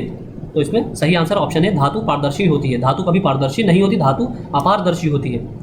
अगला क्वेश्चन नंबर 67। किसी विलयन को धीरे धीरे ठंडा करके ठोस अवस्था में बदलने की प्रक्रिया को क्या कहते हैं? What is called by process of slowly converting of a solution to a solid state? Option A प्रभाजी आसवन फ्रैक्शनल डिस्टिलेशन, ऑप्शन बी भाप आसवन स्टीम डिस्टिलेशन, ऑप्शन सी आसवन डिस्टिलेशन और ऑप्शन डी क्रिस्टलाइजेशन। इसका सही आंसर ऑप्शन डी क्रिस्टलाइजेशन की प्रक्रिया ये प्रक्रिया क्रिस्टलाइजेशन कहलाती है। अगला क्वेश्चन हमारा क्वेश्चन नंबर 68। विषाणुओं के संबंध में सही कथन चुनिए। Choose the correct statement regarding viruses. Option statement 1, विषाणु संरचना में प्रोटीन के आवरण से घिरा न्यूक्लिक अम्ल होता है। The viral structure consist of an nucleic acid surrounded by a protein coating. Statement 2, विषाणु में डीएनए तथा आरएनए दोनों पाए जाते हैं। Both DNA and RNA are found in virus. Option A केवल एक, ऑप्शन बी केवल दो, ऑप्शन सी दोनों और ऑप्शन डी कोई नहीं। तो इसका सही आंसर ऑप्शन ए केवल एक। विषाणु में डीएनए तथा आरएनए दोनों में से केवल एक पाया जाता है, या तो आरएनए या फिर डीएनए। अगला क्वेश्चन है क्वेश्चन नंबर 69। पौधों में क्लोरोफिल के निर्माण में कौन सा तत्व महत्वपूर्ण होता है? Which element is important to produce of chlorophyll in plants? Option A magnesium, option B carbon, option C calcium और ऑप्शन डी जिंक। तो इसका सही आंसर है option B, option A magnesium. अगला क्वेश्चन नंबर 70। निम्न में से सही कथन चुनिए। Choose the correct statement from the following. Statement 1, folic अम्ल की कमी से मनुष्यों में रक्त क्षीणता हो जाती है। Blood deficiency occurs in human due to deficiency of folic acid. Statement 2, folic अम्ल की कमी को पूरा करने के लिए हरी पत्तियों वाला भोजन, सोयाबीन इत्यादि आवश्यक है। To meet the deficiency of folic acid green leaf food और soybean etcetera are necessary. Option A केवल एक, ऑप्शन बी केवल दो, ऑप्शन सी दोनों और ऑप्शन डी कोई नहीं। तो इसका सही आंसर ऑप्शन सी दोनों। फॉलिक अम्ल को विटामिन B9 भी कहा जाता है और इसकी कमी से रक्त क्षीणता हो जाती है, यानी कि ब्लड एनीमिया हो जाता है, आयरन डेफिशिएंसी एनीमिया। अगला क्वेश्चन है हमारा क्वेश्चन नंबर 71। वसा का पाचन शरीर के किस अंग से प्रारंभ होता है? Digestion of fat start from which part of the body? Option A अग्नाशय पैनक्रियास, ऑप्शन बी आमाशय स्टमक, ऑप्शन सी यकृत लीवर और ऑप्शन डी छोटी आंत यानी कि स्मॉल इंटेस्टाइन। तो इसका सही आंसर है ऑप्शन बी आमाशय यानी कि stomach is the right answer. अगला क्वेश्चन नंबर 72। निम्न में से सही कथन चुनिए। Choose the correct statement from the following. Statement 1, पदार्थों के एक स्थान से दूसरे स्थान में ऊष्मा के स्थानांतरण की प्रक्रिया को संवहन कहा जाता है। The process of transferring heat from one place of matter to another is called convection. Statement 2, वायु द्वारा ऊष्मा के ऊर्ध्वाधर स्थानांतरण की प्रक्रिया को अभिवहन कहा जाता है, संवहन कहा जाता है, ट्रांसपिरेशन कहा जाता है और यहाँ पर है वायु द्वारा या convection. The process of vertical transfer of heat by air is called convection. और पहली वाली क्या थी? संवहन यानी कि ट्रांसपिरेशन होगा पहला में। तो ऑप्शन ए केवल एक, ऑप्शन बी केवल दो, ऑप्शन सी दोनों और ऑप्शन डी कोई नहीं। तो इसका सही आंसर ऑप्शन ए केवल एक, वायु द्वारा ऊष्मा के क्षैतिज स्थानांतरण की प्रक्रिया को अभिवहन यानी कि कन्वेक्शन कहा जाता है। कन्वेक्शन कहा जाता है। अगला क्वेश्चन है हमारा क्वेश्चन नंबर 73। निम्न में से वायुमंडल के में उपस्थित गैसों का सही क्रम कौन सा है? Which of the following is the correct sequence of gases present in the atmosphere? Option A oxygen, फिर नाइट्रोजन, फिर ऑर्गन और फिर कार्बन डाइऑक्साइड। इसी तरह दूसरा ऑप्शन बी है nitrogen, argon, oxygen, carbon dioxide. Option C carbon dioxide, oxygen, argon, nitrogen और option D nitrogen, oxygen, argon, carbon dioxide. तो आपको बताना है वायुमंडल में उपस्थित गैसों का सही क्रम, यानी कि सबसे ज़्यादा गैस कौन सी है और उसके बाद उससे कम, उसके बाद उससे कम। तो इसका सही आंसर है option D nitrogen, oxygen, argon और कार्बन डाइऑक्साइड। अगला क्वेश्चन हमारा क्वेश्चन नंबर 74। न्यूटन की गति का कौन सा नियम क्रिया प्रतिक्रिया का नियम कहलाता है? Which law of Newton is called law of reaction? Option A प्रथम नियम, फर्स्ट लॉ, ऑप्शन बी द्वितीय नियम, ऑप्शन सी तृतीय नियम और ऑप्शन डी कोई नहीं। तो इसका सही आंसर ऑप्शन सी तृतीय नियम। न्यूटन की गति का तृतीय नियम क्रिया प्रतिक्रिया का नियम कहलाता है। इस नियम के अनुसार यदि कोई वस्तु किसी दूसरी वस्तु पर बल लगाती है तो दूसरी वस्तु भी पहली वस्तु पर उतना ही बल विपरीत दिशा में लगाती है। इसे क्रिया प्रतिक्रिया का नियम कहते हैं। उतना ही बल लगाएगी विपरीत दिशा में। अगला क्वेश्चन नंबर 75। जाइलम के संबंध में सही कथन चुनिए। Choose the correct statement from the following regarding xylem. Statement 1, इसका कार्य पौधों में जल का संवहन करना है। इसका कार्य पौधों में जल का संवहन करना है। Its function is to flow water in plants. Statement 2, इसका प्रमुख कार्य पौधों में खनिजों का परिवहन करना है। Its main function is to transport minerals in plants. Option A केवल 1, ऑप्शन बी केवल 2, ऑप्शन सी दोनों, ऑप्शन डी कोई नहीं। तो इसका सही आंसर ऑप्शन सी। तो आप इसको जाइलम और फ्लोएम दो होते हैं पौधों में, दो तरह के होते हैं जाइलम और फ्लोएम। तो जाइलम का काम क्या होता है? आप जाइलम से जा से याद रख सकते हैं, जा से जल यानी कि लिक्विड पदार्थों को संवहन करना जाइलम का काम है। और फ्लोएम का होता है, फ्लोएम एफ से फूड याद रख सकते हैं, यानी कि भोजन, यानी कि वसा कार्बोहाइड्रेट को पहुंचाना। किसका काम होता है? फ्लोएम का। तो अगला क्वेश्चन हमारा क्वेश्चन नंबर 76। यहाँ से हमारा इकोनॉमिक्स का पोर्शन है। पेमेंट बैंकों के संबंध में सही कथन चुनिए। Choose the correct statement regarding payment banks. Statement 1, payment bank परिचालन के 5 साल बाद छोटे वित्त बैंकों में रूपांतरण के लिए आवेदन कर सकते हैं। Payment banks can apply for conversion to small finance banks after 5 years of operations. Statement 2, payment बैंकों की स्थापना 2010 में नचिकेत मोर समिति की सिफारिश पर की गई थी। Payment banks was established in 2010 on the recommendation of the Nachiket more committee. Option A केवल 1, ऑप्शन बी केवल 2, ऑप्शन सी दोनों, ऑप्शन डी कोई नहीं। तो इसका सही आंसर है ऑप्शन ए केवल 1। भुगतान बैंक यानी कि पेमेंट बैंक परिचालन के 5 साल बाद छोटे वित्त बैंक में रूपांतरण के लिए आवेदन कर सकते हैं। और नचिकेत मोर ने 2013 में आरबीआई द्वारा समिति में ने भुगतान बैंकों के निर्माण की सिफारिश की थी। अगला क्वेश्चन नंबर 77। वित्तीय साक्षरता और विकास समिति के संदर्भ में सही कथन चुनिए। Choose the correct statement regarding financial stability and development committees. Statement 1, इस समिति का गठन 2010 में किया गया था। This committee was formed in 2010। Statement 2, इस समिति की अध्यक्षता केंद्रीय वित्त मंत्री द्वारा की जाती है। This committee is headed by the union finance minister. Option A केवल 1, ऑप्शन बी केवल 2, ऑप्शन सी दोनों, ऑप्शन डी कोई नहीं। अब तो इसका सही आंसर ऑप्शन सी दोनों। इसकी स्थापना 2010 में हुई थी और परिषद की पहली बैठक 31 दिसंबर 2010 को हुई। केंद्रीय वित्त मंत्री एसएफडीएस के डीसी के की अध्यक्षता करते हैं। अगला क्वेश्चन नंबर 78। खुले बाजार की क्रियाएं संबद्ध होती हैं। ओपन मार्केट एक्टिविटीज या operations are refers to. Option A reserve bank India से अनुसूचित बैंकों द्वारा उधार लेना। Borrowing by schedule banks from reserve bank of India. Option B अनुसूचित बैंकों द्वारा उद्योग और व्यापार को उधार देना। Lending to industry and trade by schedule banks. Option C reserve bank of India के द्वारा सरकारी प्रतिभूतियों के क्रय और विक्रय। Purchase and sale of government securities by reserve bank of India. Option D जमा को जुटाना, रेजिंग डिपॉजिट्स। तो इसका सही आंसर है, बहुत इजी सा क्वेश्चन है। ओपन मार्केट ऑपरेशन आपको पता होना चाहिए। गवर्नमेंट आरबीआई द्वारा गवर्नमेंट सिक्योरिटीज़ का सेल परचेज करना ही ओपन मार्केट ऑपरेशंस कहलाता है। Option C is the right answer. अगला क्वेश्चन नंबर 79। निम्न में से कौन सा राजकोषीय नीति का उपकरण नहीं है? Which of the following is not an instrument of fiscal policy. Option A budget संबंधी नीति, बजटरी पॉलिसी। ऑप्शन बी समुद्दीपन व्यय यानी कि इमरजेंसी एक्सपेंसेस।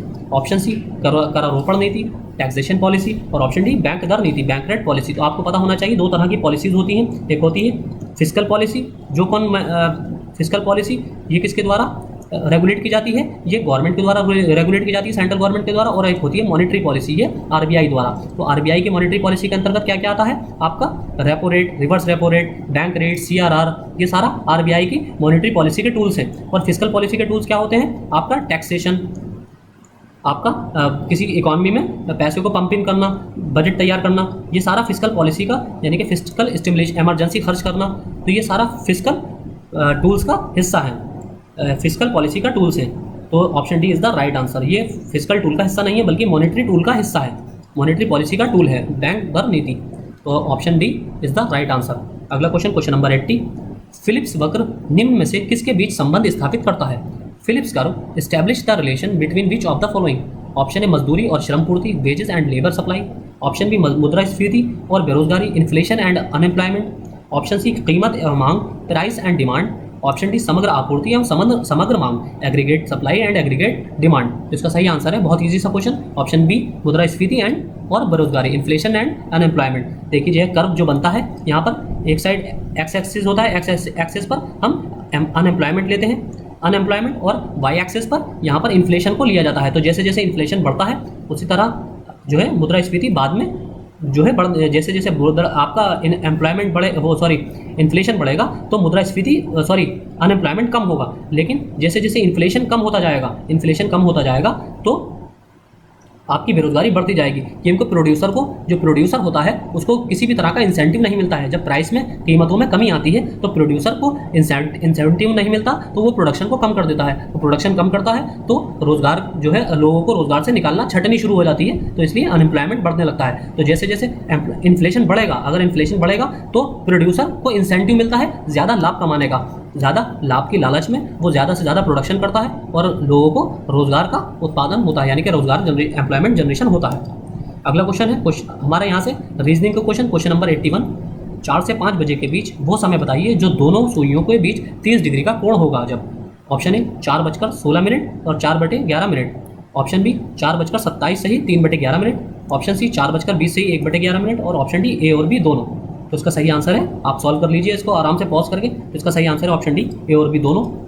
अगला क्वेश्चन, क्वेश्चन नंबर 82, यदि किसी महीने का तीसरा दिन मंगलवार हो तो उस महीने का 25वां दिन कौन सा होगा? ऑप्शन ए मंगलवार यानी कि ट्यूसडे, ऑप्शन बी सोमवार मंडे, ऑप्शन सी बुधवार वेडनेसडे, और ऑप्शन डी रविवार। तो आप इसको पॉज करके सॉल्व कर सकते हैं। इसका सही आंसर है ऑप्शन सी बुधवार यानी कि वेडनेसडे। अगला क्वेश्चन, क्वेश्चन नंबर 83, यदि किसी सांकेतिक भाषा में पुस्तकालय को न्यायालय कहा जाए, न्यायालय को विद्यालय कहा जाए, विद्यालय को व्यायामशाला कहा जाए और व्यायामशाला को सभागार कहा जाए, तो सभागार को सिनेमाघर कहा जाए तथा सिनेमाघर को अस्पताल कहा जाए, तो बताइए कि लोगों के मुकदमे का फैसला कहाँ होता है? ऑप्शन ए व्यायामशाला, ऑप्शन बी अस्पताल, ऑप्शन सी विद्यालय और ऑप्शन डी सभागार। तो इसका सही आंसर है, आप आराम से पॉज करके कर सकते हैं, ऑप्शन सी विद्यालय। अगला क्वेश्चन, क्वेश्चन नंबर 84, किसी कूट भाषा में फ्लावर का कोड UOLDVI हो तो कूट भाषा में FMRJFV का शब्द क्या होगा? यानी कि शब्द दिया गया है आपको, कोड दिया गया है और आपको शब्द बताना है। ऑप्शन ए EUQINU, तो आप इसको आराम से सॉल्व कर सकते हैं, रिवर्स पोर्शन में, रिवर्स प्रोसेस में इसको सॉल्व करना पड़ेगा आपको। तो इसका सही आंसर आएगा option be unique. Unique is the right answer.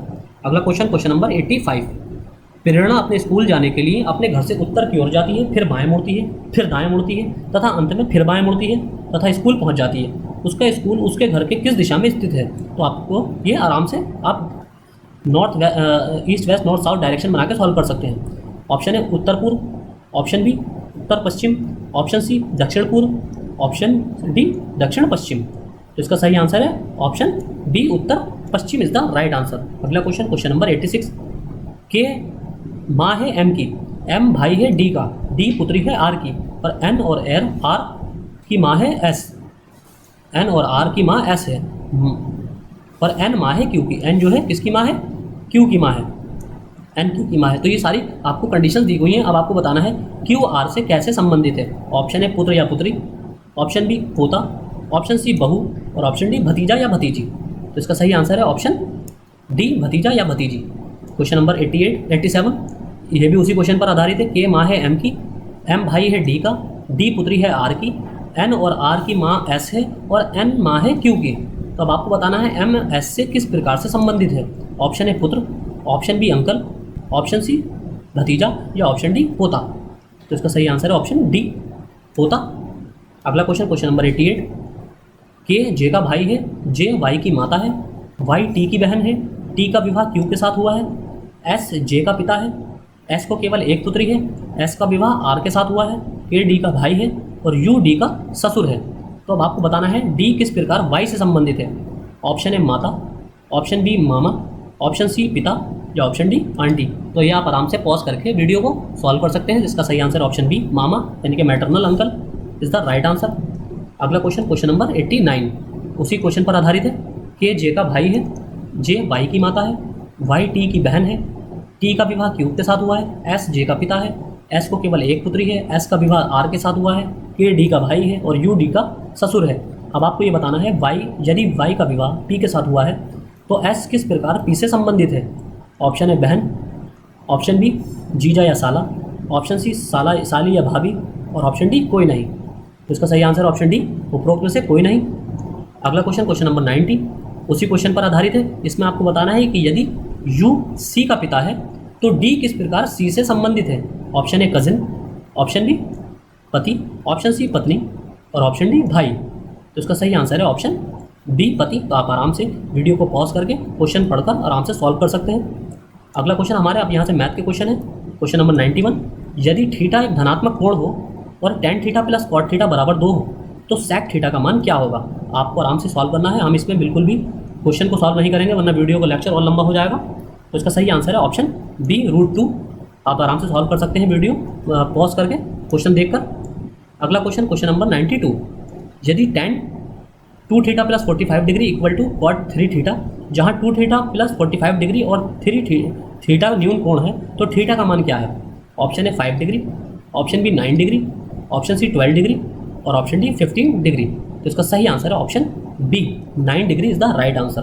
अगला क्वेश्चन, क्वेश्चन नंबर 93, एक मंदिर की चोटी तथा उस पर लगा पताका यानी कि उस पर झंडा क्षैतिज भूमि के किसी बिंदु पर क्रमशः 30 डिग्री और 60 डिग्री का कोण आंतरित करते हैं। देखिए आप इसको हम थोड़ा बता दें, इसमें ये एक मंदिर की चोटी है, मान लीजिए ये मंदिर की एक चोटी है और इस पर एक झंडा लगा हुआ है, ये इस पर एक झंडा लगा हुआ है। तो इसमें दोनों कितना एंगल बनाते हैं, ये ज़मीन है, इस ज़मीन पर ये मंदिर स्थापित है तो मंदिर की चोटी जो है मंदिर से 30 डिग्री का एंगल बनाती है और ये पताका है, ये झंडा जो है, ये झंडा कितना डिग्री का एंगल बना रहा है, ये 60 डिग्री का एंगल बना रहा है। तो ये दोनों अलग अलग एंगल बना रहे हैं। यदि मंदिर की ऊंचाई 10 मीटर हो तो पताका दंड की ऊंचाई क्या होगी। तो ये आप बिल्कुल थ्योरम जो आपकी ट्रिग्नोमेट्री पर बेस्ड क्वेश्चन है, बहुत ईजी सा question. Option A 5 metre, option B 10 metre, option C 15 metre और ऑप्शन डी आपका 20 मीटर। तो इसका सही आंसर है option B, option D 20 metre is the right answer. अगला क्वेश्चन, क्वेश्चन नंबर 95, यहाँ 95 से लेकर 99 तक आपको इस ग्राफ पर बेस्ड, इस जो पाई चार्ट है इस चार्ट पर बेस्ड आपको क्वेश्चन जो है सॉल्व करना है। आप आराम से वीडियो पॉज करके देख सकते हैं। ये संगठन डी में काम कर रहे पुरुषों की संख्या, एक साइड देखिए यहाँ पर नंबर्स हैं ABCDE, ये 5 संगठन हैं। इन 5 संगठनों में जो ब्लू लाइन जो है वो ब्लू लाइन महिलाओं को प्रदर्शित करती है और जो रेड लाइन है वो पुरुषों को प्रदर्शित करती है। अब इसमें क्या है, ये नंबर्स है एक साइड के कौन से कितने पुरुष और महिलाएं किस संगठन में कितने पुरुष और महिलाएं हैं, तो एक साइड इनकी नंबर्स दे रखे हैं। अब इस आधार पर आपको बताना है कि संगठन डी में काम कर रहे पुरुषों की संख्या उस संगठन में काम कर रहे कुल कर्मचारियों की संख्या का कितना प्रतिशत है। ऑप्शन है 54.17, ऑप्शन बी 62.64, ऑप्शन सी 25.25 और ऑप्शन डी 61.47। तो ये आप आराम से वीडियो पॉज करके सॉल्व कर सकते हैं। इसका सही आंसर है option A 54.17।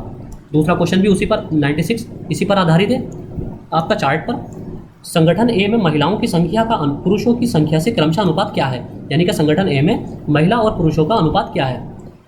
Option A 11:8, option B 7:6, option C 8:11 और option D 6:7।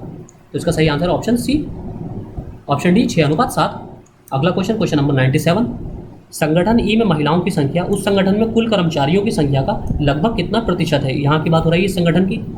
Option A 58, option B 60, option A 58, option B 50, option C 52 यानी 52 और ऑप्शन डी 62 62। तो इसका सही आंसर है ऑप्शन सी 52। अगला क्वेश्चन, क्वेश्चन नंबर 98, सभी संगठनों को मिलाकर महिलाओं की कुल संख्या कितनी है। बहुत ईजी सा question. Option A 11,540, option B 11,750, option C 12,440 और ऑप्शन डी 10,250। तो इसका सही आंसर है 11,000, ऑप्शन बी 11,750। अगला क्वेश्चन, क्वेश्चन नंबर 99, संगठन सी और बी को मिलाकर काम कर रहे कर्मचारियों की कुल संख्या क्या है?